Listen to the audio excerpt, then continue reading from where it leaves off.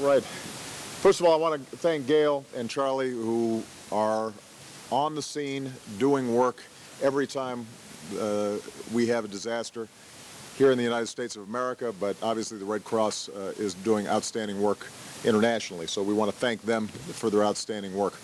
A few things that I want to emphasize to the public at the top. This storm is not yet over. We've gotten briefings from the National Hurricane Center. It is still moving north. There are still communities that could be affected. And so I want to emphasize there's still risks of flooding. There are still risks of downed power lines, risks of high winds. And so it is very important for the public to continue to monitor the situation in your local community, listen to your state and local officials, follow instructions. The more you follow instructions, the easier it is for our first responders to make sure that they are dealing with true emergency situations. So the better prepared individual families are for the situation, the easier it is going to be for us to deal with it.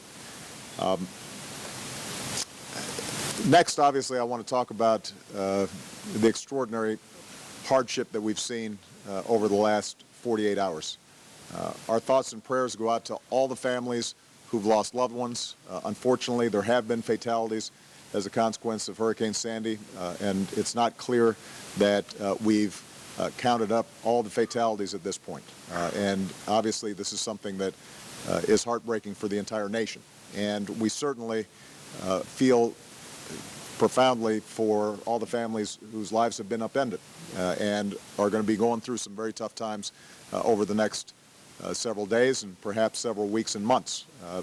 The most important message I have for them is that America is with you. We are standing behind you, and we are going to do everything we can to help you get back on your feet. Earlier today, I had a conversation with the governors and many of the mayors in the affected areas, including Governor Christie, Governor Cuomo, and Mayor Bloomberg. I want to praise them for the extraordinary work that they have done. Sadly, we are getting more experience with these kinds of big impact storms along the East Coast, and the preparation shows. Were it not for the outstanding work that they and their teams have already done and will continue to do in the affected regions, we could have seen more deaths and more property damage. So they have done extraordinary work, working around the clock. The coordination between the state, local, and federal governments has been outstanding. Obviously, we're now moving into the recovery phase in a lot of the most severely affected areas. New Jersey, New York in particular have been pounded by this storm. Connecticut has taken a big hit. Because of some of the work that had been done ahead of time, we've been able to get over 1,000 FEMA officials in place, pre-positioned. We've been able to get supplies, food, medicine, water, emergency generators to ensure that hospitals and law enforcement offices are able to stay up and running as they are out there responding. We are going to continue to push as hard as we can to make sure that power is up throughout the region.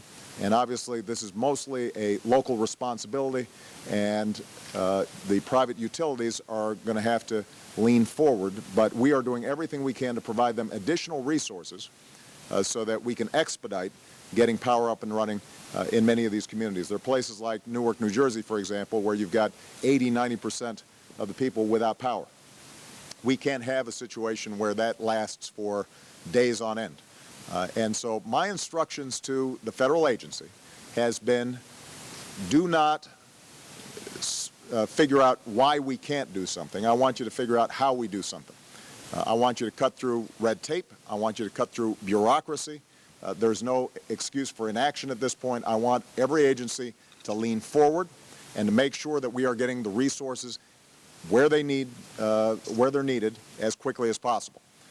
So I want to repeat my message to the federal government: no bureaucracy, no red tape. Get resources where they're needed as fast as possible, as hard as possible, and for the duration, because the recovery process, obviously, in a place like New Jersey is going to take a significant amount of time. the recovery process in a lower Manhattan is going to take a lot of time. And part of what we're trying to do here is also to see where are some resources that can be brought to bear that maybe traditionally are not used in these kind of disaster situations. For example, there may be military assets that allow us to help move equipment to ensure that pumping and getting the flooding out of New York subway systems can proceed more quickly. There may be resources that we can bring to bear to help some of the private utilities get their personnel and their equipment in place more swiftly so that we can get power up and running as soon as possible. So my message to the governors and the mayors and through them to the communities that have been hit so hard is that we are going to do everything we can to get resources to you and make sure that any unmet need that is identified, we are responding to it as quickly as possible. And I told the mayors and the governors if they're getting no for an answer somewhere in the federal government, they can call me personally at the White House. Now, obviously, you know, the state, local, federal response is important, but what we do as a community, what we do as neighbors and as fellow citizens is equally important. So a couple of things that I want the public to know they can do. First of all, because you know, our local law enforcement, our first responders are being swamped, to the extent that everybody can be out there looking out for their neighbors, especially older folks, I think that's really important. You know, if you've got a neighbor nearby, you're not sure how they're handling a power outage, flooding, etc., go over, visit them, knock on their door, make sure that they're doing okay. That can make a big difference. The public can be the eyes and ears in terms of identifying unmet needs. Second thing, the reason we're here is because the Red Cross knows what it's doing when it comes to emergency response. And so for people all across the country who have not been affected, now's the time to show the kind of generosity that you know, makes America the greatest nation on earth. And a good place to express that generosity is by contributing to the Red Cross. Obviously, you can go on their website. The Red Cross knows what they're doing. They're in close contact with federal, state, and local officials. They will make sure that we get the resources to those families as swiftly as possible. And again, I want to thank everybody here who's doing such a great job when it comes to the disaster response. The final message I just say is, you know, during the darkness of the storm, I think we also saw what's brightest in America. I mean, I think all of us obviously have been shocked by the force of Mother Nature as we watch it on television. At the same time, we've also seen nurses at NYU Hospital carrying fragile newborns to safety. We've seen incredibly brave firefighters in Queens, waist deep in water, battling infernos and rescuing people in boats. You know, one of my favorite stories is down in North Carolina, the Coast Guard going out to save a sinking ship. They sent a rescue swimmer out, and the rescue swimmer said, "Hi, I'm Dan. I understand you guys need a ride." You know, that kind of spirit of resilience and strength, but most importantly, looking out for one another, that's why we always bounce back from these kinds of disasters.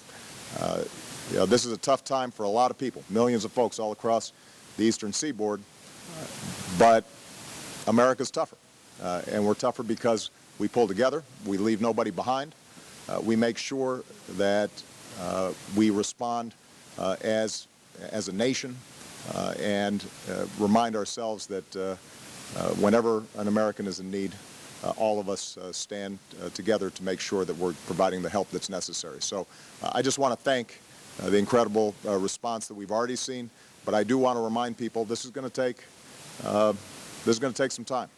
It is not going to be easy for a lot of these communities to recover swiftly, and so it's going to be important that we sustain that spirit of resilience, that we continue to be good neighbors for the duration until everybody's back on their feet. All right? Thank you very much, everybody. Thank you, Red Cross.